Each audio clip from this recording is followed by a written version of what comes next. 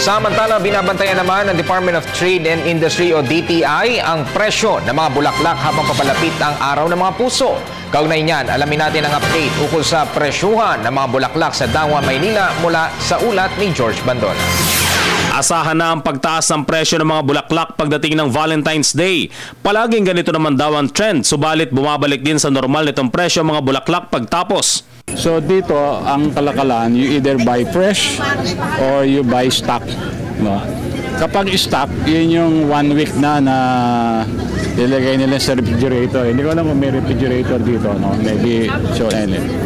Yun yung posible na pag nilabas mo na sa refrigerator, sinet mo na siya, in-arrange mo na siya, maaaring a day after lalanta na siya.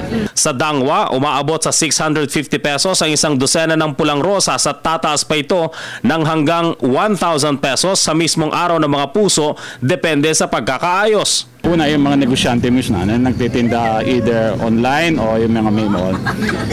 I-disclose lang nyo sa inyong mga mamimili kung anong quality ng produkto. Nasa ganon, yung presyo naman na mataas, dapat related sa quality.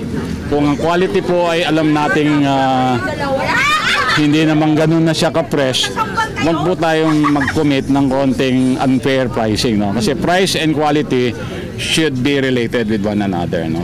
At dahil araw ng mga nagmamahalan, may minamahal at nakikisalo sa minamahal ng iba, bukod sa bulaklak, mabenta na rin ang mga cake at sweets. Ayon sa Tinapayan, tuwing Valentine sila nakakabenta ng marami mula February 10 hanggang February 16. Unang-una, ito naman hindi malimit. Ito'y halos ilang araw lang na magandang benta at nakakatuwa na ang mga ito ay pinapatronize ng ating mga kababayan, lalong-lalo na po yung ating mga kalalakihan, kahit po kababaihan at kahit po may bahay na pangbigay sa kanilang mga anak at mga mahal sa buhay.